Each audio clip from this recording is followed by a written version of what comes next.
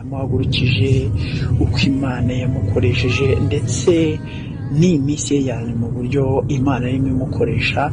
ngira ngo ubwo duheruka kuganira Gogo yatuganirije uburyo Imana yabuye ivugabutumwa rye, akaba yaratangiye kujya mu bindi bihugu. Ubwo yatuganije urugendo rwa mbere yagize muri Uganda agiye mu ivugabutumwa, ndetse kandi n'ubwo yatuganirizaga atubwira uburyo agiye gusubirayo. Muri iki gitondo rero tubabajwe cyane n'inkuru y'incamugongo twamenyeshejwe n'umwe mu bantu bamuherekeje muri iri vugabutumwa.